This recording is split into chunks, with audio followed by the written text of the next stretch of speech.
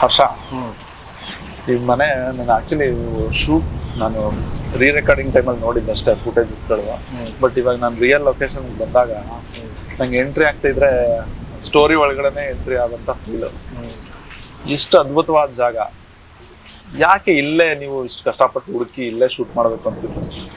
ಈಗ ನೀವು ಹೇಳಿದ್ರಲ್ಲ ಸರ್, ಒಳಗೆ ಬರ್ತಿದ್ದಂಗೆ ಸ್ಟೋರಿ ಒಳಗೆ ಬಂದಂಗೆ ಆಗುತ್ತೆ, ಸೇಮ್ ಅದೇ ಫೀಲಿಂಗ್. ಓಕೆ, ಹಾಗಾದ್ರೆ ನೀವು ಹೇಳ್ಬೇಕು ಅನ್ಸಿದ್ದು ತಲುಪಿದೆ. ಯಾಕೆ ಈ ಊರು ಅಂತಂತ ಹೇಳಕ್ ಹೋದ್ರೆ ತುಂಬಾ ದೊಡ್ಡ ವಿಸ್ತೃತವಾದ ಕಥೆ ಹೇಳ್ಬೇಕು ನಾವು. ನಾನು ಏನು ಚಾನಲ್ ಬಿಟ್ಟು ಒಂದು ಸಿನಿಮಾ ಮಾಡೋಣ ಅಂತ ಹೊರಗೆ ಬಂದಾಗ ಒಂದು ಏನೋ ಕತೆ ಮಾಡ್ಕೊಂಡು ಕೂತಿದ್ವಿ. ಭಗತ್ ಈ ಸಿನಿಮಾದ ಈಗಿನ ಹೀರೋ ಏನಿದ್ದಾರೆ, ನನಗೆ ತುಂಬ ಒಂದು 4 ವರ್ಷದ ಗ್ಯಾಪ್ ಆದ್ಮೇಲೆ ಮತ್ತೆ ಸಿಕ್ಕಿದ್ರು. ಆ ಕತೆ ಮಾಡೋಕ್ಕೆ ಡಿಸ್ಕಸ್ ಮಾಡೋಕ್ಕೆ ಅಂತ ಅವ್ರ ಒಳಗೆ ಬಂದರು. ಆ ಕತೆ ಮಾಡುವಾಗ ಅವರು 4 ವರ್ಷ ತುಂಬ ಅಂದರೆ ಸಿನಿಮಾ ಅನ್ನೋ ಪ್ರಪಂಚದೊಳಗಡೆ ಏನೇನು ಮಾಡೋಕ್ಕೆ ಸಾಧ್ಯನೋ ಅದೆಲ್ಲ ಕೆಲಸ ಮಾಡಿ ಬಂದಿದ್ರು ಅವರು. ಓಕೆ, ಸೀರಿಯಲ್ ಅಂತ ಮಾಡಿದ ನಂತರ ಅವ್ರು ಈಸಿಯಾಗಿ ಇನ್ನೊಂದು ಸೀರಿಯಲ್ಗಳು ಮಾಡಿಕೊಂಡು ಏನು ನೇಮ್ ಫೇಮ್ ಅದನ್ನು ಹಂಗೆ ಫಾಲೋ ಮಾಡಬೇಕಿತ್ತು. But he had that dream and challenge in is mind ಅಲ್ಲ. ಸೊ ಹಂಗಾಗಿ ಊರು ಬಿಟ್ಟು ಚೆನ್ನೈಯಲ್ಲೆಲ್ಲ ಹೋಗಿ ಸಿನಿಮಾದಲ್ಲಿ ಏನೋ ಕೆಲಸ ಮಾಡಿಕೊಂಡು ಆ ಥರದ್ದು ಸ್ಟ್ರಗಲ್ ಪೀರಿಯಡಲ್ಲಿ ಹೋಗ್ತಿದ್ದಾನೆ ಅಂತ ಗೊತ್ತಾದಾಗ ನನಗೊಂದು ಕ್ಯೂರಿಯಾಸಿಟಿ ಅನ್ನಿಸ್ತು ಅವನ ಬಗ್ಗೆ. ಸೊ ನನ್ನ ಇನ್ನೊಬ್ರು ಕಾಮನ್ ಫ್ರೆಂಡ್ ಪ್ರಸಾದ್ ಅಂತ ಇದ್ದಾರೆ, ಅವರು ಮತ್ತೆ ಇವನ್ನ ಪರಿಚಯ ಮಾಡಿದ್ರು. ಮೊದಲು ಪರಿಚಯ ಆಗಿದ್ದು ನಾವು ಸೀರಿಯಲ್ ಬರಿತಾ ಇದ್ದಾರೆ ಒಂದೂರಿನಲ್ಲಿ ರಾಜಾರಾಣಿ ಅಂತ, ಅದಕ್ಕೆ ಲೀಡು ನಮ್ಮ ಭಗತ್. ಅದಾಗಿ ಹೇಳಿದ್ನಲ್ಲ ಹಂಗೆ ಕಂಟಿನ್ಯೂ ಮಾಡ್ಬೋದಿತ್ತು. ಬಟ್ ಅವ್ರಿಗೆ ಸೀರಿಯಲ್ಗಿಂತ ಸಿನಿಮಾ ಜಾಸ್ತಿ ಇದ್ದಿದ್ದರಿಂದ ಮತ್ತೆ 4 ವರ್ಷದ ಒಂದು ಅಜ್ಞಾತವಾಸ ಮೊದಲು ಅದೆಲ್ಲ ಮಾಡಿಕೊಂಡು ವಾಪಸ್ ಬಂದಿದ್ದಾರೆ ಅಂತಂದಾಗ ನಮ್ಮ ಮಾತಾಡುವಾಗ ಹೇಳಿದೆ, ಈ ಕಥೆನಲ್ಲಿ ನಾನು ಇರುತ್ತಲ್ಲ ಒಬ್ಬ ಆರ್ಟಿಸ್ಟ್ ಬಂದು ಅಪ್ರೋಚ್ ಮಾಡ್ತಾರೆ ಅಂತಂದಾಗ ಕ್ಯಾರೆಕ್ಟರ್ ಮೈಂಡಲ್ಲಿ ಇರುತ್ತೆ ಅಂತ. ಆ ಥರದ್ದು ಏನೂ ಕ್ಯಾರೆಕ್ಟರ್ ಇಲ್ಲಪ್ಪ ಅಂತಂದಾಗ ಕ್ಯಾರೆಕ್ಟರ್ ಅನ್ನೋದು ಇಷ್ಟ ಇಲ್ಲ ನನಗೆ, ನಿಮ್ಮ ಜೊತೆ ಜರ್ನಿ ಮಾಡಬೇಕು ಸಿನಿಮಾದಲ್ಲಿ ಅಂತ ದಟ್ ಪಾಯಿಂಟ್ ನನಗೇನೋ ಟ್ರಿಗರ್ ಮಾಡಿತು. ಅದಾದಮೇಲೆ ಒಂದು 8 ತಿಂಗಳು ಆ ಸ್ಕ್ರಿಪ್ಟ್ ಮೇಲೆ ಕೆಲಸ ಮಾಡಿದ್ವಿ. ಅದು ವ್ಯಾಪ್ತಿ ವಿಸ್ತಾರ ದೊಡ್ಡದಾಗ್ತಾ ಇದ್ದಂಗೆ ನನ್ನೊಳಗೆ ಒಂದು ಗೊತ್ತಿರುತ್ತಲ್ಲ ನನ್ನ ಕೆಪಾಸಿಟಿ ಏನಂತ. ಇಷ್ಟು ದೊಡ್ಡ ಸ್ಕ್ರಿಪ್ಟ್ನ ಈಗ ಫಸ್ಟ್ ಸಿನಿಮಾಗೆ ಹ್ಯಾಂಡಲ್ ಮಾಡೋಕ್ಕಾಗಲ್ಲ, ಮತ್ತು ಒಬ್ಬ ಸ್ಟಾರ್ನ ಒಪ್ಸೋಕ್ಕಾಗಲಿ ಪ್ರೊಡಕ್ಷನ್ ಹೌಸ್ನ ಒಪ್ಸೋಕ್ಕಾಗಲಿ ಈಸಿ ಅಲ್ಲ. ಯಾಕಂದರೆ ನಿಮ್ಗೇನು ಎಕ್ಸ್ಪೀರಿಯನ್ಸ್ ಅಂತಾರೆ. ಮತ್ತು ಸೀರಿಯಲ್ ಅಂತ ಅಂದಾಗ ಅದು ಪ್ರೆಜುಡೈಸ್ ಇದಿರುತ್ತೆ, ಏನೋ ಪ್ರೀಫಿಕ್ಸ್ ಮೈಂಡ್ ಇರುತ್ತೆ. ಸೊ ಹಾಗಾಗಿ ಮತ್ತೆ ಅಲ್ಲಿಂದ ಸ್ವಲ್ಪ ವಾಪಸ್ ಬಂದ್ವಿ. ಈ ಗ್ಯಾಪಲ್ಲಿ ನನಗೆ ಅವನ ಜೊತೆ ತುಂಬ ಒಡನಾಟ ಆಗಿತ್ತು ಬಗ್ಗೆ ಜೊತೆ. ಅದು ಒಬ್ಬ ಫ್ರೆಂಡ್ ಆಗಿ ಬ್ರದರ್ ಆಗಿ ಈಗೆಲ್ಲ ದಾಟಿ ಒಬ್ಬ ಕೊಲೀಗ್ ಥರ ಆಗೋದಿಲ್ಲ. ಆ ಗ್ಯಾಪಲ್ಲಿ ಏನು ಅನ್ನಿಸ್ಬಿಟ್ಟು ಇವನು 8 ತಿಂಗಳು ದುಡ್ಡು ಟೈಮ್ನ ನಾನು ತಿಂದ್ಬಿಟ್ಟೆ ಅನ್ನೋದು ಒಂಥರ ನನಗೆ ಬೇರೆ ಥರ ಏನೋ ಮಾಡಲೇಬೇಕು ಅನ್ನೋ ಥರ. ಅವ್ನಿಗೆ ಹೇಳಿಲ್ಲ ನನ್ನ, ಅದು ಒಳಗೆ ಅದೇನೋ ಈ ಬೇರೆ ಥರ ಕಾಡ್ತಾ ಇದ್ದಿದ್ದಂತ ಹೇಳ್ತಾ ಇಲ್ಲ. ಇದ್ರ ಮಧ್ಯೆ ಮನೆಗೆ ಬಂದಿದ್ವಿ, ಅವ್ರ ಅಪ್ಪ ಅಮ್ಮ ಅವ್ರ ಫ್ಯಾಮಿಲಿ, ನಮ್ಮ ಮನೆಯಲ್ಲಿ ಹೆಂಗೆ ಪ್ರೆಷರ್ ಇರುತ್ತೋ ಹಂಗೆ ಇರುತ್ತಲ್ಲ. 4 years ಒಬ್ಬ ಏನು ಇಲ್ಲದೆ ಹೋಗ್ತಾ ಇದೆ, ಏನಾಗ್ತಿದೆ ಪ್ರತಿ ಸಲ ಹೋದಾಗ್ಲೂ ಒಂದು ಹೋಪ್ ಇರುತ್ತೆ ಅವ್ರಿಗೆ, ಈ ಸಲ ಏನೋ ಮಾಡ್ಕೊಂಡ್ಬರ್ತಾನೆ ಅಂತ. ಸೊ ನನ್ನ ಜೊತೆ ಇದ್ದಾಗ್ಲೂ ಅವ್ರಿಗೆ ಒಂದು ಹೋಪ್ ಬಿಲ್ಡ್ ಆಗಿರುತ್ತೆ.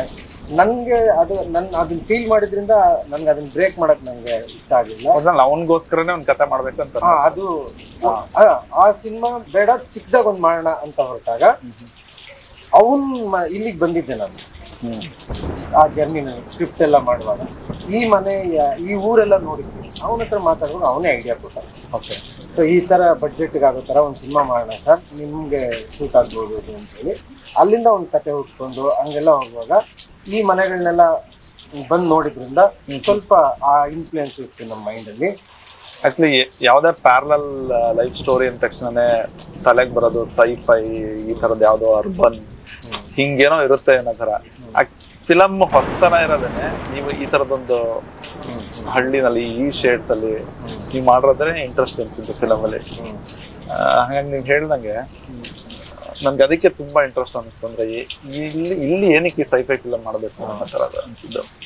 ಅದೊಂದು ನಿಮ್ಗೆ ಅನಿಸ್ತಿತ್ತಾ ಏನಾದ್ರು ಡೌಟ್ ಈ ತರ ಫಿಲಮ್ ತಗೋತಾರ ಸೈಫೈ ಜಾನರ್ನ ಈ ಒಂದು ಟೋನ್ ಅಲ್ಲಿ ಅಂತ? ಡೆಫಿನೆಟ್ಲಿ ಡೌಟ್ ಇತ್ತು ಸರ್. ಅರ್ಥ ಆಗಲ್ಲ ಅಂತಾರೆ. First of all sci-fi cinema ಅಂತಂದ್ರೆ ಅರ್ಥ ಆಗಲ್ಲ. ಅಂಡ್ ನಮ್ ಕೊಡೋ ಕಂಪಾರಿಸನ್ ಎಲ್ಲಾನು ಕ್ರಿಸ್ಟೋಫರ್ ನೋಲಾನೋ ಆ ತರ ಏನೋ ಕೊಟ್ಟು ಎಲ್ಲ ಹಿಂಗೋಯ್ತು ಅಂತ ಯಾರನ್ನ ಕೇಳಿದ್ರು ಪರ್ಸನಲ್ ಆಗಿ ಕೇಳಿದಾಗ ಅದೊಂಚೂರು ಕಷ್ಟ ಆಯ್ತು ಅರ್ಥ ಆಗೋದು ಅಂತಾರೆ. ಡೈರೆಕ್ಟ್ ಆಗಿ ಕೇಳಿದಾಗ ಅದು ಹಂಗಲ್ವಾ ಹಿಂಗಲ್ವಾ ಅಂತಾರೆ. ಬಟ್ ಡೀಟೇಲ್ ಆಗಿ ಹೋದಾಗ ಹೇಳಕ್ ಆಗೋದಿಲ್ಲ ಅವ್ರಿಗೆ. ಅದು ಅಷ್ಟು ಈಸಿ ಅಲ್ಲ. ನನ್ನ ಕ್ಲೋಸ್ ಸರ್ಕಲ್ ಅಲ್ಲಿ ಈ ಕತೆ ಬಗ್ಗೆ ಡಿಸ್ಕಸ್ ಮಾಡಿದಾಗ್ಲೂ ತುಂಬಾ ಚೆನ್ನಾಗಿದೆ, ಬಟ್ ನೀಟಾಗಿ ಅರ್ಥ ಆಗಂಗೆ ಹೇಳ್ಬಿಡಿ ಅಂತ. ದಟ್ ಕ್ವಶನ್ ಯಾವಾಗ್ಲೂ ಇರ್ತದೆ ಕ್ವಶನ್ ಮಾರ್ಕ್.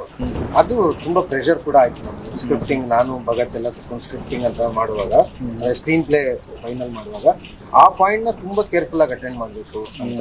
ಬಿಕಾಸ್ ಸೈನ್ಸ್ ಅಂದ ತಕ್ಷಣ ಅದು ಒಂದು ನಂದಲ್ಲ ಅಂತ ಪಕ್ಕಕ್ಕೆ ಕರೆಕ್ಟ್. ತುಂಬಾ ಜನ ನೋಡಕ್ ಇಷ್ಟಪಡಲ್ಲ, ನಮ್ಗೆ ಅರ್ಥ ಆಗಲ್ವೇನೋ ಅನ್ನೋ ಭಯ ಇತ್ತು. ಅದು ಸ್ಕ್ರೀನ್ ಪ್ಲೇ ನಲ್ಲಿ ಅದನ್ನ ಸಾಧಾರಣಗೊಳಿಸಿ ಮತ್ತು ಎಲ್ರಿಗೂ ಅರ್ಥ ಆಗೋ ತರ ಮಾಡೋಕೆ ತುಂಬಾ ಎಫರ್ಟ್ ಹಾಕಿದ್ವಿ. ಅದು ಎಲ್ಲರಿಗೂ ನಮ್ಮ ಊರಲ್ಲೇ ನಡೆದಿರೋ ಘಟನೆ ತರ ಅನ್ಸಕ್ ಶುರು ಆಗುತ್ತೆ. ಅದೇ ಇದ್ರದ್ದು ಇನ್ನೊಂದು ಅಡ್ವಾಂಟೇಜ್ ಆಗಿ ಕನ್ವರ್ಟ್ ಆಗಿದೆ ತುಂಬಾ.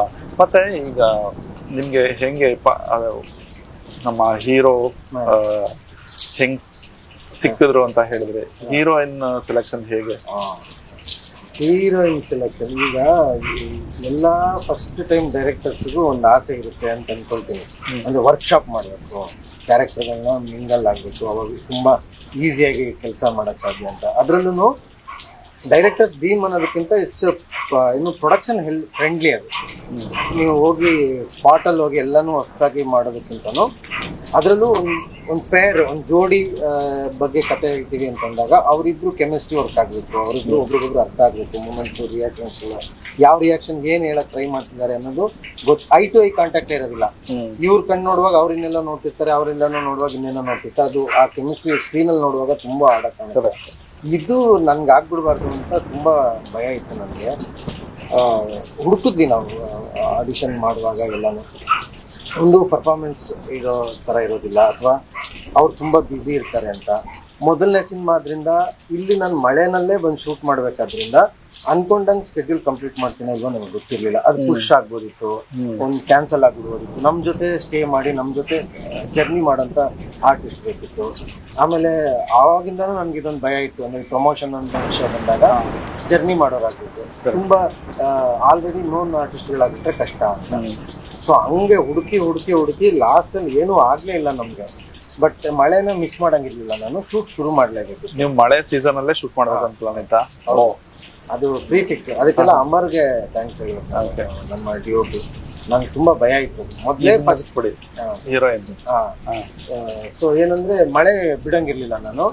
ಸೊ ಆ ಕಾರಣಕ್ಕೆ ಪ್ರೊಡ್ಯೂಸರ್ ಜೊತೆ ಮಾತಾಡ್ತಿದ್ದಾಗ ರಾಮಜಿ ಸರ್ ಏನ್ ಮಾಡಿದ್ರು, ಈ ಸಿನಿಮಾಗೆ ಏನೇನ್ ಬೇಕೋ ಅದೆಲ್ಲ ತಗೊಂಡಿದೆ, ಇಲ್ಲಿವರೆಗೂ ಹೆದರ್ಕೋಬೇಡ್ರಿ, ಶುರು ಮಾಡಿ, ಹೀರೋಯಿನ್ ಹೆಂಗೋ ಸಿಗ್ತಾರೆ ಅಂತ. ಅದೇನ್ ಧೈರ್ಯದಲ್ಲಿ ಹೇಳಿದ್ರೆ ಗೊತ್ತಿಲ್ಲ. 2 ದಿನ ಮುಂಚೆ ಬಂದ್ವಿ ನಾವಿಲ್ಲಿ. ಆ 2 ದಿನದ ಹಿಂದೆನೆ ನನ್ನ ಕಾಮನ್ ಫ್ರೆಂಡ್ ಒಬ್ರಿದ್ದಾರೆ, ಸುಮಾ ಅಂತ. ಅವರು ಮತ್ತೆ ಭಗತ್ ಕಡೆಯಿಂದನೂ ನನಗೆ ಮೇಡಮ್ದು ಲಿಯೋನಿಲಾ ಅವ್ರದ್ದು ಪ್ರೊಫೈಲ್ ಬಿಟ್ಟು ಮಾತಾಡಿ ಕಳಿಸಿದ್ವಿ.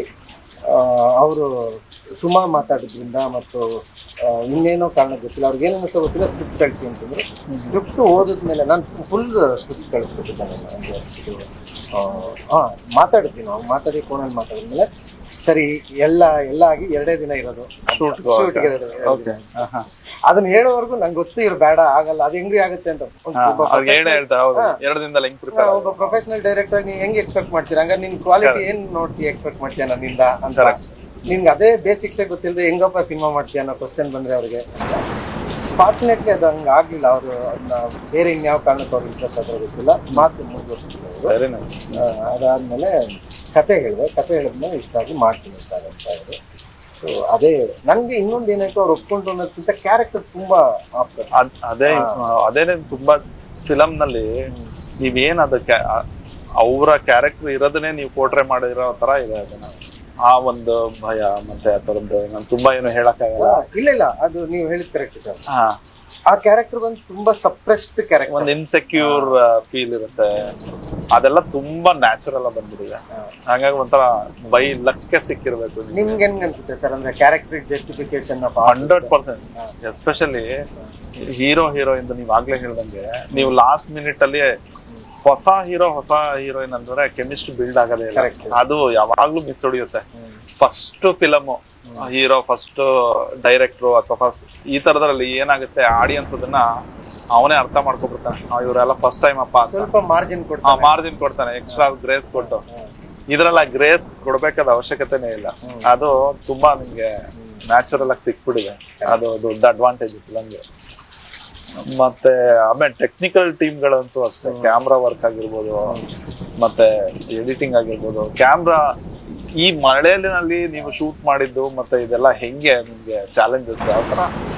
ಅಂದ್ರೆ ಈ ಟೆಕ್ನಿಕಲ್ ಟೀಮ್ ಸೆಲೆಕ್ಟ್ ಮಾಡೋದಕ್ಕಿಂತ ಮುಂಚೆ ಸರ್, ನನ್ಗೆ ಅಂದ್ರೆ ಒಬ್ಬ ರೈಟರ್ ಆಗಿ ಒಂದ್ 5 ವರ್ಷ ಜರ್ನಿ ಮಾಡಿ, ಚಾನಲ್ ಅಲ್ಲಿ ಒಂದ್ 5 ವರ್ಷ ಪೋಸ್ಟ್ ಅಲ್ಲಿ ಒಳ್ಳೆ ಪೋಸ್ಟ್ ಅಲ್ಲಿ ಜರ್ನಿ ಮಾಡುವಾಗ ಮಧ್ಯೆ ಒಂದಷ್ಟು ಜನಗಳು ಸಿಗ್ತಾ ಇರ್ತಿದ್ರಲ್ಲ, ಅವರು ನನ್ನ ಹತ್ರ ಒಂದು 5 ಕೋಟಿ ಇದೆ, ಡೈರೆಕ್ಷನ್ ಮಾಡ್ಬಿಡಿ, ನೀವ್ ಯಾಕೆ ಮಾಡಬಾರ್ದು ಅಂತ. ಅವಾಗೆಲ್ಲ ನನ್ಗೆ ಅದೊಂದು ಭಯ ಇರ್ತಿತ್ತು. ಮಾಡ್ಬಿಡ್ತೀನಿ, ಅದೇನು ದೊಡ್ಡಲ್ಲ. ಬಟ್ ಸ್ಪಾಟ್ ಅಲ್ಲಿ ಹೋಗಿ ಕ್ಯಾಮ್ರಾ ಎಲ್ಲ ಒಂದ್ ಕಡೆ ಇಡೋಕ್ ಹೇಳ್ತೀನಿ. DOP ಬಂದ್ಬಿಟ್ಟು ಇದೇನಿದು ಫ್ರೇಮ್ ಹಿಂಗಿಲ್ಲ, ಲೈಟ್ ಇಲ್ಲಿ ಹೋಗ್ತಿದೆ, ಇಲ್ಲಿ ಪ್ರಾಬ್ಲಮ್ ಇದೆ, ಅಲ್ಲಿದೆ, ಇದೆಲ್ಲ ಫ್ರೇಮ ಅಂತ ಹೇಳ್ಬಿಟ್ರೆ ನನ್ ಕಾನ್ಫಿಡೆನ್ಸ್ ಅಲ್ಲಿ ಸತ್ತೋಗ್ತಿತ್ತು. ಆ ಒಂದು ಭಯಕ್ಕೆ ಒಂದಷ್ಟು ದಿನ ನಾನು ತಳ್ಕೊಂಡ್ ಬಂದಿದ್ದೆ. ಯಾಕಂದ್ರೆ ನನ್ಗೊಂದು ಕಾನ್ಫಿಡೆನ್ಸ್ ಬರ್ಬೇಕು, ನಾನು ಹೇಳ್ತೀನಿ ಇದು ಜಾಗ ಇಲ್ಲಿಡು ಅಂತ. ಅಥವಾ ನಾನು ತಪ್ಪಾಗಿ ಹೇಳಿದ್ರು ಸರ್ ಇದು ಹಂಗ್ ಮಾಡ್ಕೊಳ್ಳೋಣ ಸರ್ ಅಂತ ಅದನ್ನ ಅರ್ಥ ಮಾಡ್ಕೊಂಡು ಮಾಡೋಂಥವ್ರು ಸಿಗದೆ ಹೋಗ್ಬಿಟ್ರೆ ಅನ್ನೋ ಭಯದಲ್ಲೇ ತುಂಬಾ ದಿನಗಳ ಕಳೆದಿದ್ದೆ ನಾನು. ನಾನು ಮೇ ಬಿ ವೀಕ್ನೆಸ್ ಅಂತ ಅನ್ಕೊಳ್ತೀನಿ ಅದನ್ನ. ಇವಾಗ ನಾನು ಅದನ್ನ ಗೆದ್ದಿದ್ದೀನಿ ಅಂತ ಅನ್ಸುತ್ತೆ. ಆ ಬೈಕೆ ಇದ್ದಿದ್ದು. ಸೊ ಕ್ಯಾಮ್ರಾಮನ್ನು ನಂಗೆ ತುಂಬಾ ಫ್ರೆಂಡ್ಲಿ ಆಗಿರ್ಬೇಕು, ನನ್ನ ಅರ್ಥ ಮಾಡ್ಕೊಳ್ಬೇಕು, ಸೇಮ್ ಟೈಮ್ ಓವರ್ ಡೂ ಮಾಡಬಾರ್ದು ಅನ್ನೋದು. ಯಾಕಂದ್ರೆ ಎಂಡ್ ಆಫ್ ದ ಡೇ ನನ್ನನ್ನೇ ಪ್ರಶ್ನೆ ಮಾಡೋದು, I will be the answer. ನೀನ್ ಜಡ್ಜ್ಮೆಂಟ್ ಸರಿ ಇಲ್ಲ ಅಂತಾನೆ ಹೇಳೋದು. ಸೊ ನನ್ನ ಜಡ್ಜ್ಮೆಂಟ್ ಏನಿದ್ರು ಅದಕ್ಕೆ ಕೆಲಸ ಮಾಡೋರಾದ್ರೆ ಸಾಕು ಅನ್ನೋ ತರ ಇತ್ತು.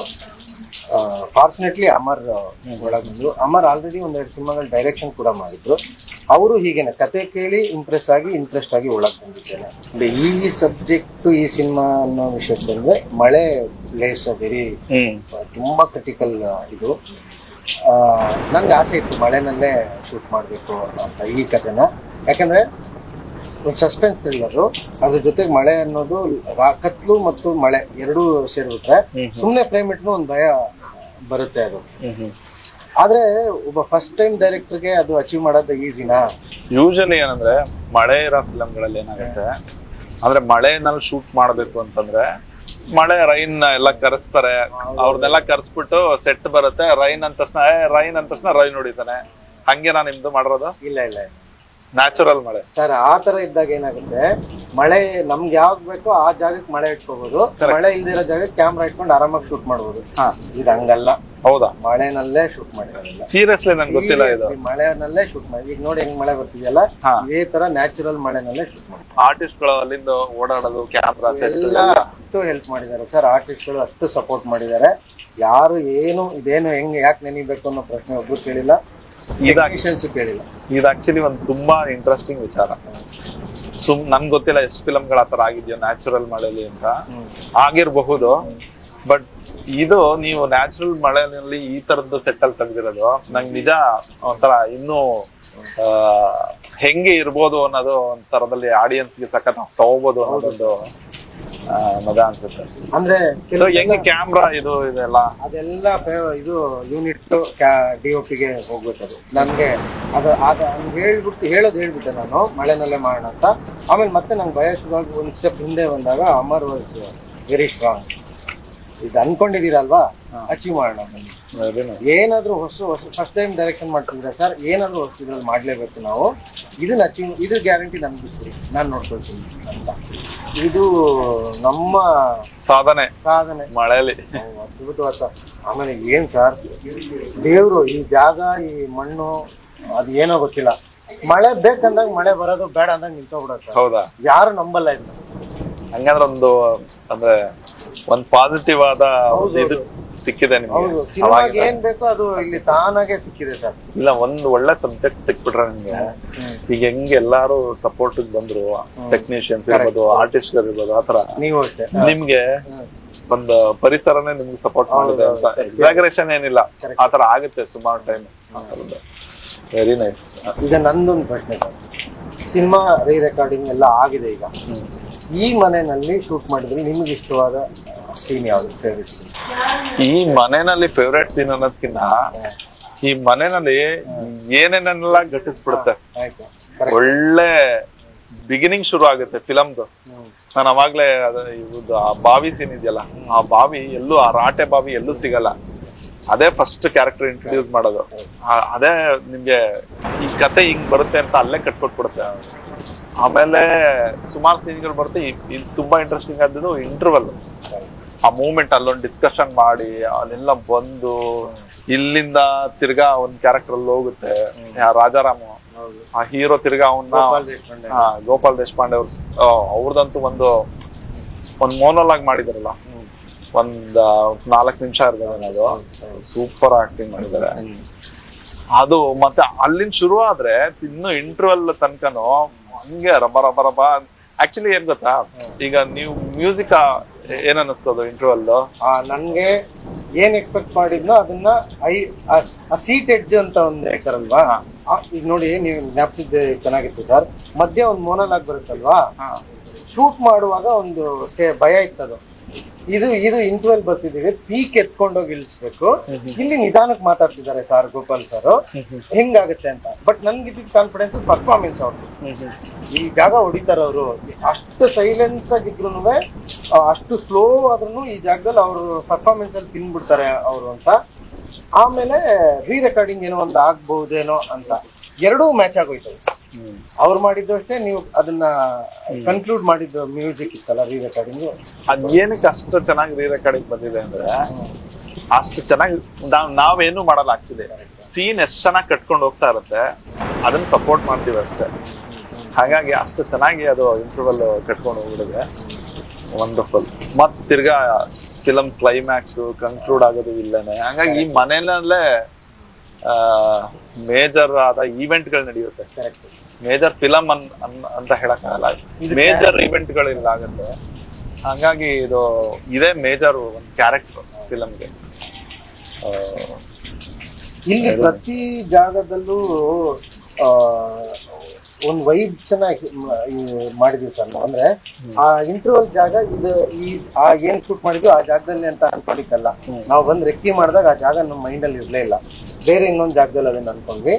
ಅಲ್ಲಿ ಮನೆ ಸಂಸ್ಕೃತಿ ಪ್ರಕಾರ ಆ ಜಾಗದಲ್ಲಿ ಆ ಥರದ್ದೇನು ತಪ್ಪು, ಆ ಥರದ್ದೇನು ನಡಿಬಾರ್ದು ಅನ್ನೋದಿತ್ತು. ಹಾಗಾಗಿ ಅದನ್ನ ರಾತ್ರಿ ಚೇಂಜ್ ಮಾಡ್ಬೇಕಾಯ್ತು ನಾವು. ನೈಟು ಗಿರಿ ನಮ್ಮ production designer and art director ಅವ್ರಿಗೆ ಫೋನ್ ಮಾಡಿ, ಅಂದ್ರೆ ಎಷ್ಟು ಈಸಿಯಾಗಿ ಅಂದ್ರೆ ಇದು ಆಗೇ ಹೋಗ್ಬಿಡುತ್ತೆ ಅನ್ನೋ ಕಾನ್ಫಿಡೆನ್ಸ್ ಅಲ್ಲೇ ಹೇಳಿದ್ ನಾನು. ಅದಂಗೆ ಆಗ್ಬೇಕು, ಬೆಳಗ್ಗೆ ಬರೋಷ್ಟೊತ್ತಿಗೆ ಆಗುತ್ತೆ ಅಂತ.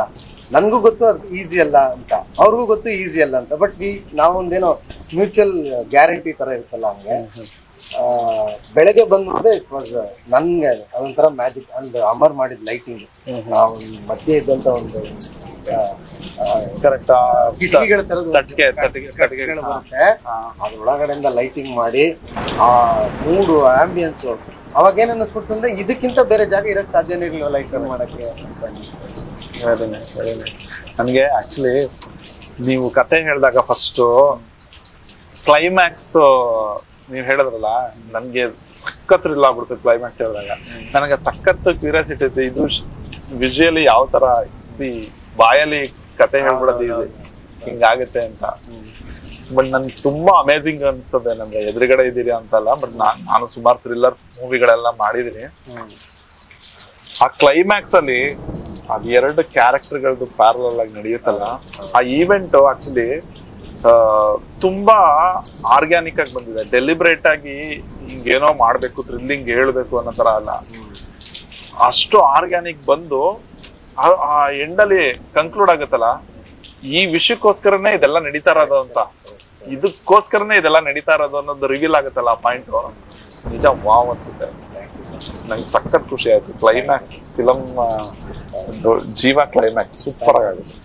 ಈ ಮಾತು ಸರ್ ನೀವು ಸಿನಿಮಾ ನೋಡಿ ಇವಾಗ ಹೇಳಿದ್ದಲ್ಲ, ನೀವು ಕತೆ ಕೇಳಿದಾಗ್ಲೇನೆ ನೀವು ಇದೊಂದು ಕಾನ್ಫಿಡೆನ್ಸ್ ಕೊಟ್ಬಿಟ್ಟಿದ್ದೀನಿ.